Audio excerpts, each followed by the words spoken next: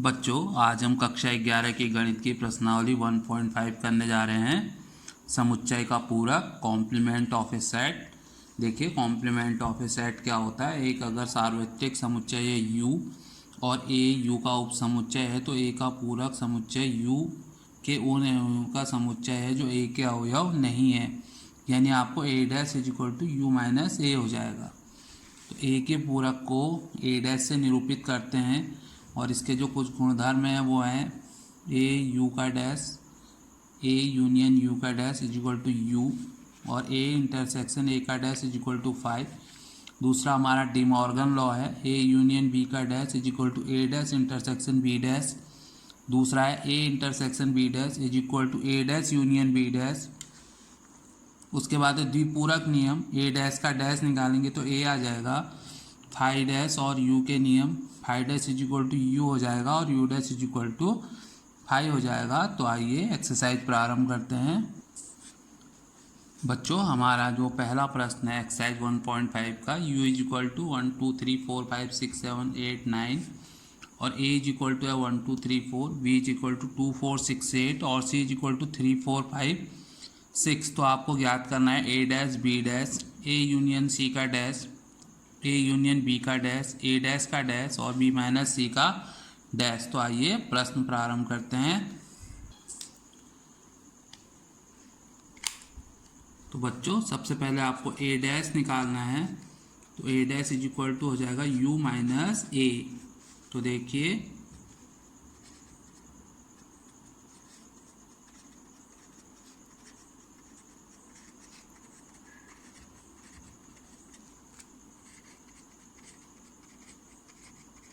तो इसमें क्या आ जाएगा आपका u के वे अवयव जो a में ना हो।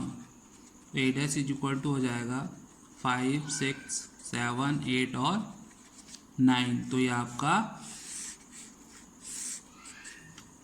a डैश आ जाएगा।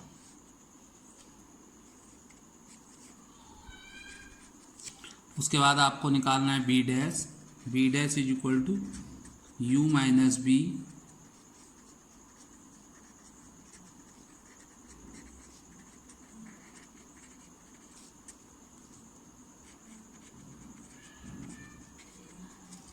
तो देखिए, इसमें से 2 4 6 8 हटा दीजिए, 1 3 5 7 और 9। तो ये बी डैश हो जाएगा। अगला प्रश्न है हमारा ए यूनियन सी का डैश। तो पहले आप ए यूनियन सी निकाल लीजिए। देखिए, ए और सी के सभी अवयव आ जाएंगे। ए यूनियन सी में आ जाएगा 1 2 3 4 5 और 6। तो ए यूनियन सी का डैश क्या हो जाएगा, u minus A union C. तो 1 2 3 4 5 6 7 8 9 माइनस 1 2 3 4 5 और 6। तो इसमें आपका आ जाएगा 7 8 और 9। ये आपका आंसर हो। बच्चों, अब चौथा भाग है ए यूनियन बी का डैश। तो सबसे पहले आप ए यूनियन बी निकाल लीजिए। ए यूनियन बी क्या हो जाएगा, 1 2 3 4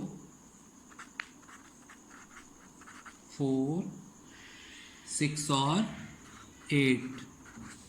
तो ए यूनियन बी का dash is equal to U minus A union B.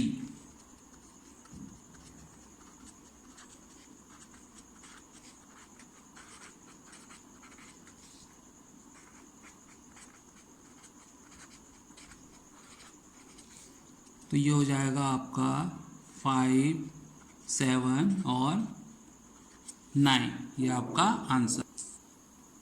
बच्चों, अगला प्रश्न है हमारा ए डैश का डैश। ए डैश आप निकाल चुके हैं। ए डैश कितना आया था आपका, तो देखिए ए डैश का डैश क्या हो जाएगा, u माइनस ए डैश।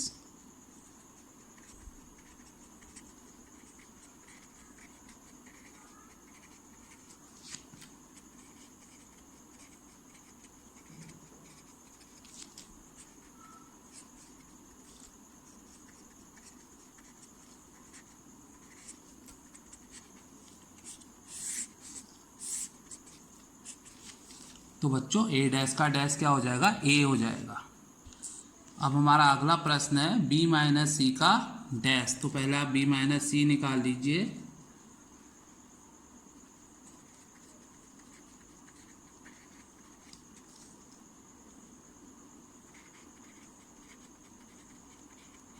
b के वे अवयव जो c में ना हो, 2 और 8। अब आप निकाल लीजिए b माइनस सी का dash u minus b minus सी।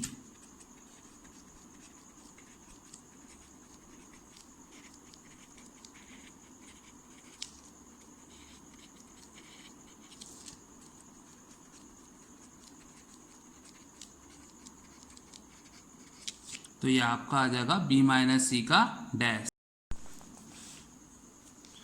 बच्चों अब हमारा जो दूसरा प्रश्न है वो है u is equal to A B C D E F G H आपको दिया है, ए बी सी डी आपको दिया गया है। तो आपको सबका पूरक समुच्चय निकालना है, यानी कि A dash B dash C dash और डी डैश। तो आइए प्रश्न प्रारंभ करते हैं। सबसे पहले आपको ए डैश निकालना है, तो u माइनस ए हो जाएगा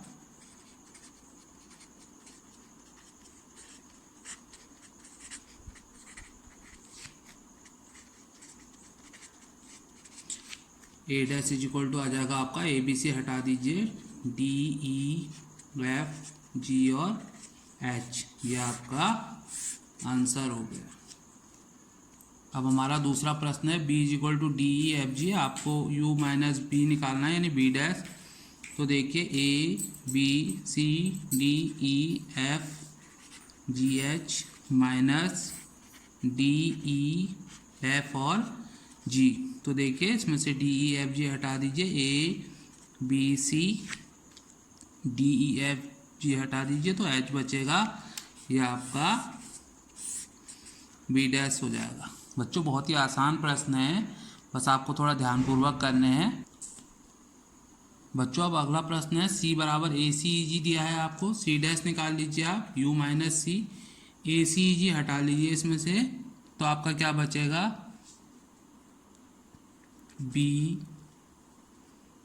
डी एफ और एच, ये आपका आंसर हो गया। इसे मैंने डायरेक्ट किया है, आप पूरा लिखकर इसे हल करें। बच्चों इसी प्रकार डी इज इक्वल टू है एफ जी एच ए, तो D dash is equal to हो जाएगा बी सी डी ई। उम्मीद है आपको ये प्रश्न समझ में आ रहे होंगे। बच्चों अब तीसरा प्रश्न है प्राकृत संख्याओं के समुच्चय को सार्वत्रिक समुच्चय मानते हुए निम्न के पूरक समुच्चय ज्ञात कीजिए। जैसे सबसे पहला है एक्स सच दैट एक सम प्राकृत संख्या है, एक्स सच दैट एक विषम प्राकृत संख्या है, एक्स सच दैट एक्स संख्या 3 का एक धन गुणज है, एक्स सच दैट एक्स एक अभाज्य संख्या है, एक्स सच दैट एक्स 3 और 5 से विभाजित होने वाली एक संख्या है, एक्स सच दैट एक्स एक पूर्ण वर्ग संख्या है, एक्स सच दैट एक्स एक पूर्ण घन संख्या है। इसी प्रकार इसके और भाग भी हैं। तो आइए प्रारंभ करते हैं।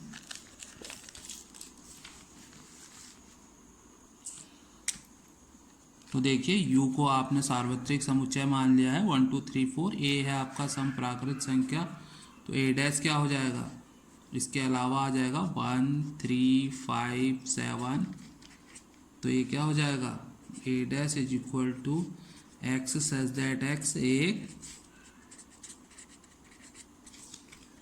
विषम प्राकृत संख्या है, उसका उल्टा हो जाएगा। बच्चों इसका सेकंड भाग है एक्स सच दैट एक्स एक विषम प्राकृत संख्या यानी 1 3 5 7। तो बी डैश क्या हो जाएगा 2 4 6 8। तो B dash is equal to आ जाएगा एक्स सच दैट एक्स एक प्राकृत सम संख्या है, इसके अपोजिट आ जाएगा। बच्चों इसका तीसरा भाग है एक्स सच दैट एक्स संख्या 3 का एक धन गुणज है यानी 3 6 9 12। तो C dash is equal to क्या हो जाएगा 1 2 3 नहीं आएगा 4 5 7। तो इस प्रकार ये सी डैश हो जाएगा, सी डैश हो जाएगा एक्स सच दैट एक्स संख्या 3 का एक धन गुणज नहीं है। बच्चों अगला भाग है D x such that x एक अभाज्य संख्या है, अभाज्य संख्या 2 3 5 7 11। तो डी डैश क्या हो जाएगा 1 4 6 8। एक्स सच दैट एक्स एक अभाज्य संख्या नहीं। बच्चों हमारा अगला प्रश्न है एक्स सच दैट एक्स 3 और 5 से विभाजित होने वाली एक संख्या है, यानी कि 15, 13, 45। तो ई डैश क्या हो जाएगा 1, 2, 3, आगे के नंबर बहुत हैं, तो एक्स सच दैट एक्स 3 और 5 से विभाजित ना होने वाली संख्या है। बच्चों हमारा अगला प्रश्न है एफ वाला जो है एक्स सच दैट एक्स एक पूर्ण वर्ग संख्या है, यानी कि 1 1 जा 1, 2 2 जा 4, 3 3 जा 9। तो एफ डैश क्या हो जाएगा 2 3 5 6, यानी कि एक पूर्ण वर्ग संख्या। इसी प्रकार अगला प्रश्न है एक्स सच दैट एक्स एक पूर्ण घन संख्या, यानी 1 1 जा 1, 2 2 जा 4, 2 जा 8, 3 3 जा 9, 3 जा 27। तो जी डैश क्या हो जाएगा एक्स सच दैट एक्स एक पूर्ण घन संख्या नहीं है। बच्चों हमारा अगला प्रश्न है एच जो है x such that x plus 5 is equal to 8। तो आप एक्स का मान निकाल लीजिए 3, एच क्या हो जाएगा 3। तो एच डैश क्या हो जाएगा x such that x belongs to N x does not equal to 3, मतलब एक्स प्राकृत संख्या को बिलोंग करता है और जिसमें 3 सम्मिलित नहीं है। बच्चों इसी प्रकार अगला प्रश्न भी है हमारा x such that 2x plus 5 is equal to 9। यहाँ से आप x का मान निकाल लीजिए, 2 आ गया इज इक्वल टू 2। तो एक्स सच दैट एक्स जो इसका पूरक समुच्चय है x such that x belongs to N where x does not equal to 2, यानी एक्स 2 के बराबर नहीं।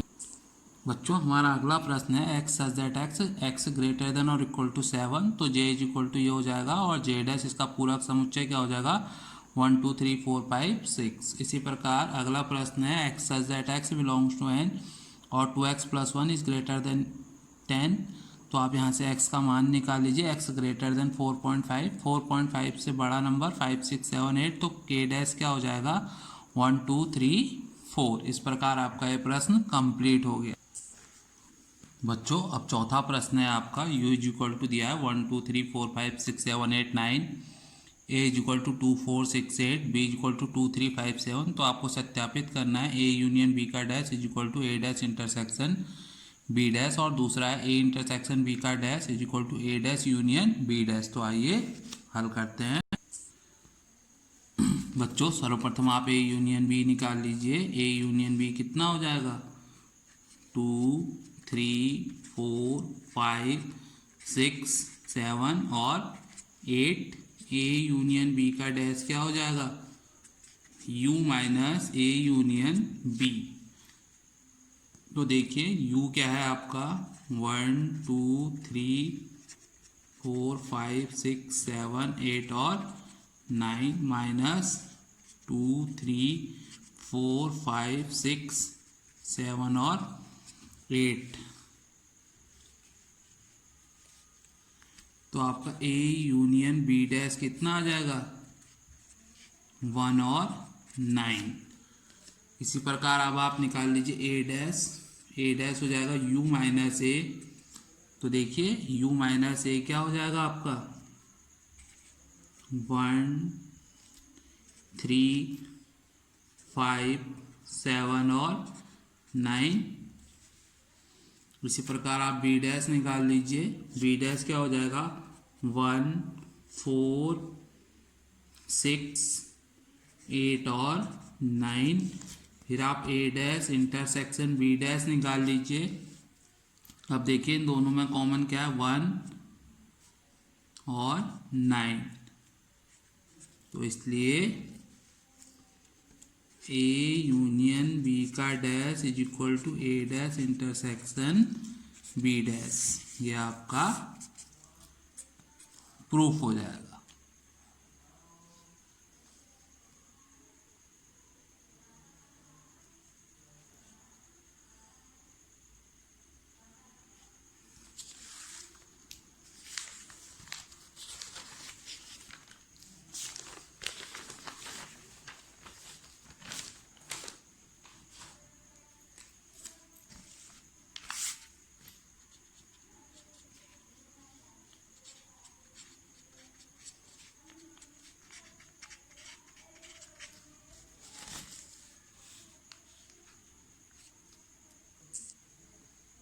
बच्चों इसका जो सेकंड पार्ट है वो है ए इंटरसेक्शन बी का dash is equal to A dash union B dash. तो सबसे पहले आप ए इंटरसेक्शन बी निकाल लीजिए। इन दोनों में कॉमन क्या है 2,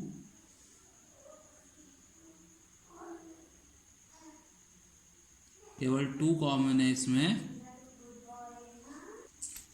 अब आप ए इंटरसेक्शन बी का डैश निकाल दीजिए, U minus A intersection B. तो देखिए 2 हट जाएगा, 1 3 4 5 6 7 8 और 9। फिर आप ए डैश निकाल दीजिए, इससे पहले आप निकाल चुके हैं ए डैश।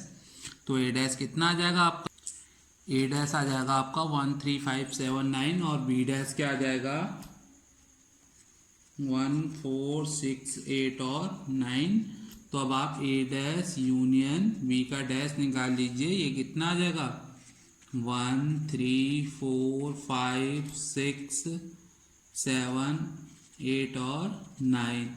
तो देखिए दोनों बराबर आ गए, इसलिए ए इंटरसेक्शन बी का dash is equal to A dash union B dash. ये आपका सिद्ध हो गया। बच्चों हमारा अगला प्रश्न है 5वां प्रश्न, निम्नलिखित में से प्रत्येक के लिए उपयुक्त वेन आरेख खींचिए। ए यूनियन बी का डैश, ए इंटरसेक्शन बी का डैश, ए इंटरसेक्शन बी का होल का dash, A dash union B dash. तो आपको ये चौथे प्रश्न को लेकर के इनके लिए वेन आरेख खींचना है। वेन एक गणितज्ञ थे और प्रश्न को हल करने की उनकी एक विधि है वेन आरेख। बच्चों देखिए ए यूनियन बी का डैश, ए यूनियन बी निकाल लीजिए, फिर ए यूनियन बी का dash u minus A union B. तो आपका क्या आ जाएगा 1,9। अब आप देखिए इसके लिए वेन आरेख बना दीजिए। एक आयताकार बॉक्स होता है ये। अब इसमें दो हैं आपके ए और बी, दो समुच्चय हैं। तो देखिए इन दोनों में जो कॉमन है,